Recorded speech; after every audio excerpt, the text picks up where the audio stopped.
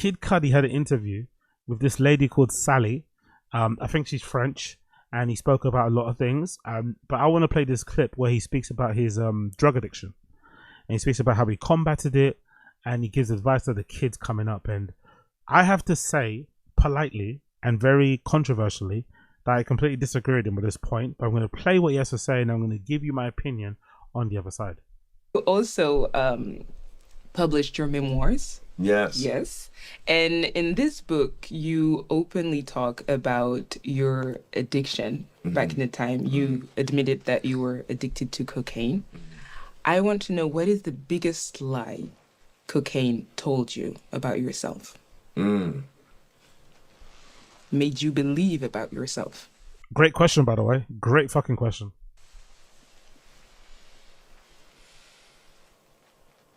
That I was invincible. I think I was so reckless on that shit. Like I was living life on the edge. Yeah.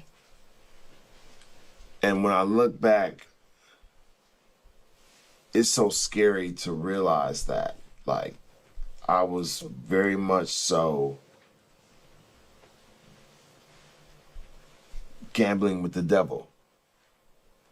And it made me not care whether I lived or died.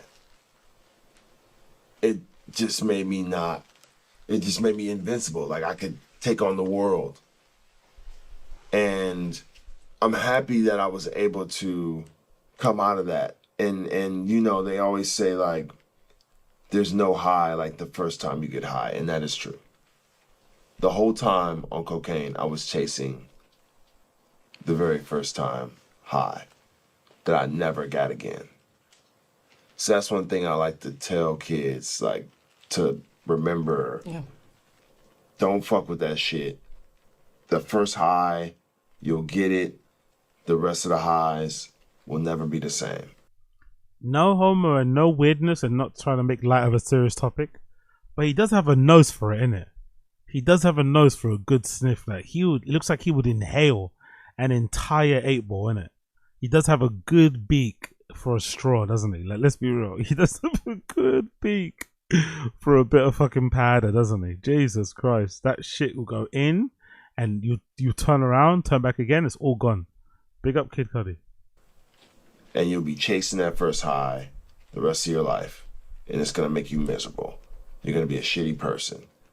It's going to fuck with your creativity. It's going to fuck with everything about your mental.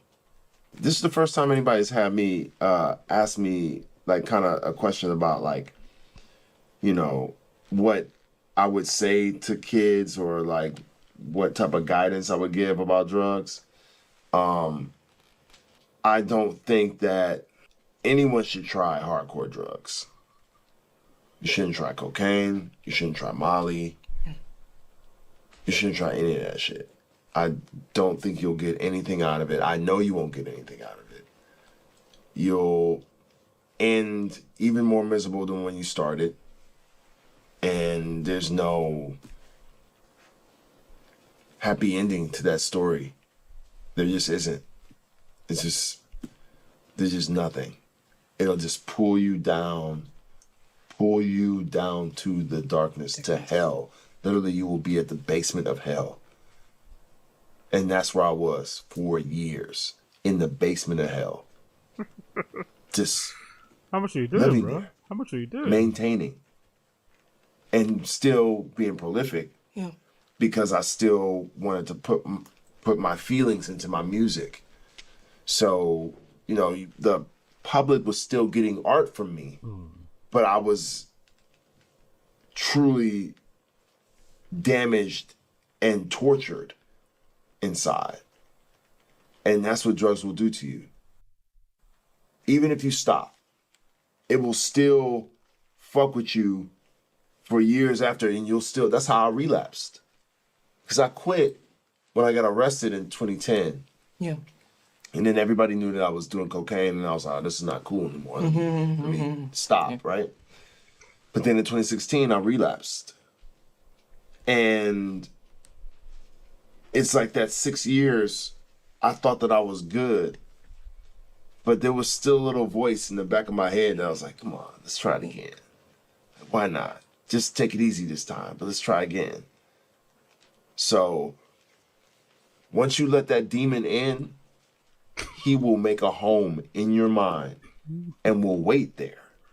Having a coke demon inside of you is fucking crazy, right? Having a coke demon inside you is fucking crazy. But I'm gonna say something controversial regarding this advice from Kid Cudi. I disagree strongly. With this notion or with this advice given to kids that they should just stay away from drugs, stay for everything.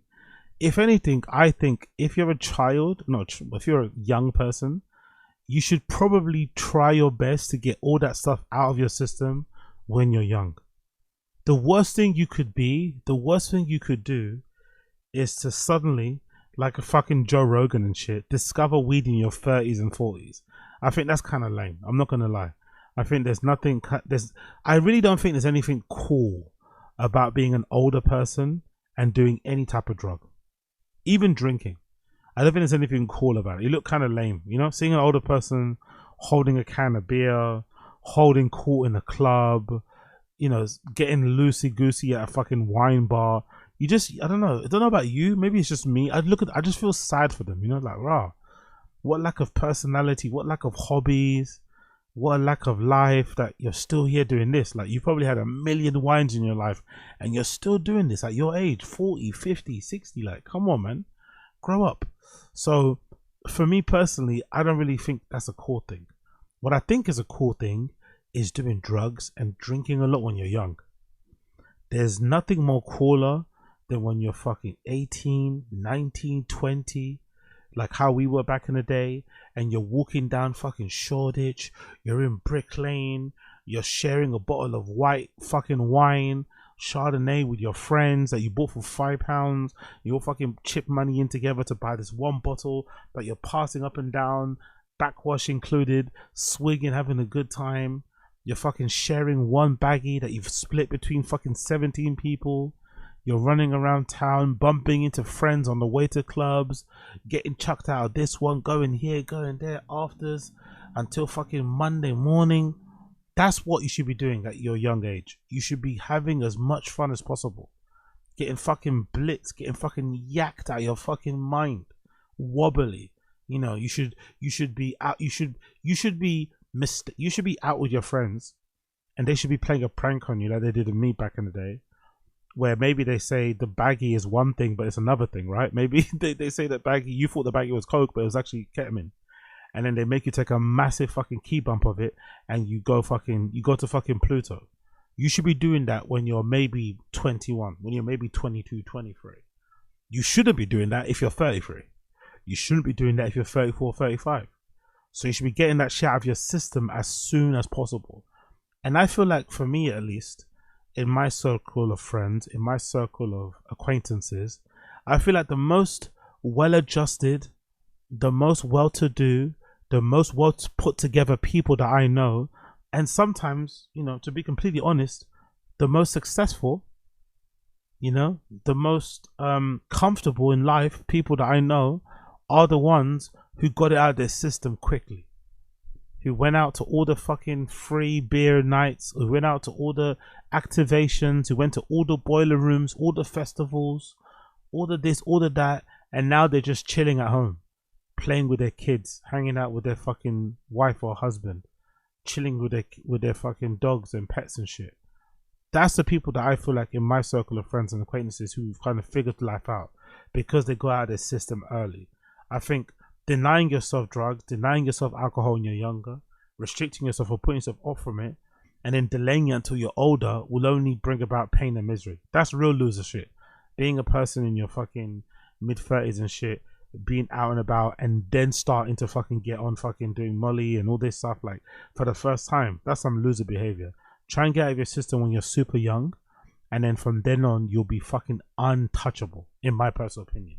But it complete, you know, everyone's got a different way to go about it. But I think the advice that kids should just not do anything is dumb and stupid. If anything, I think you should do it as early as you can, get out your system, and then keep it moving. The only sad thing about this interview and what he admitted here is that basically Kid Cudi admitted that for the majority of his career, the part that we liked the best about Kid Cudi, he was mostly under the influence of cocaine. He was under some sort of drug. He wasn't doing that shit sober. But let's be honest, his best work he's ever created was during that period too. And now that he's sober and clean and has a somewhat balanced, healthy personal life, I think he recently got married actually. Beautiful pictures. He wore an amazing suit. But he's now in a far more better place personally, physically, metaphorically, right? Whatever. But he's making some of the worst music he's ever made now, unfortunately, compared to his old stuff. Old Cudi, new Cudi doesn't even come close to touching old Cudi. So that must be a real conflict, a real fucking pain point as an artist. Because I'm sure he knows deep down the work he was creating, the best artwork he ever created was back in those days when he was probably yacked out of his mind, sitting in front of Pro Tools, taking fucking bumps and making incredible tunes, Like I mentioned in another pod, you couldn't thinking about it now, you couldn't have created Day and Night, that incredible record Day and Night, without some drugs.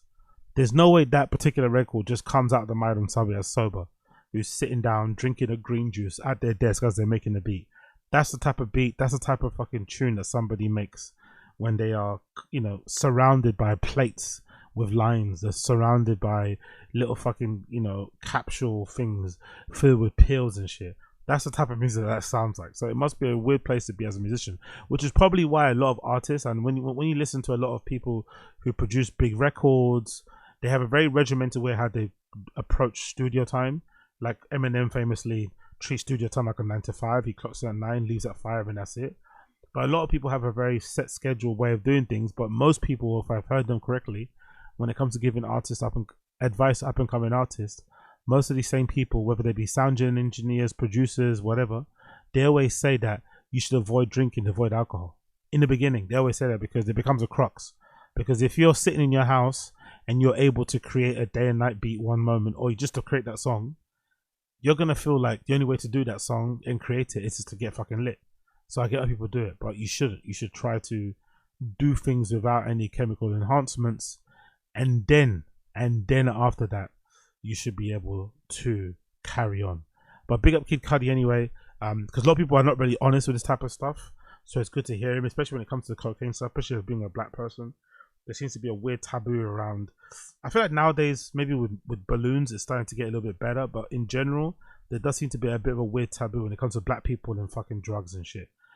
Or admitting what drugs they do, getting the help in the first place. So it's good to see him recognizing he has an issue, getting the help, but then also not being shy to tell people exactly what went down in order to kind of maybe be of help and service to others.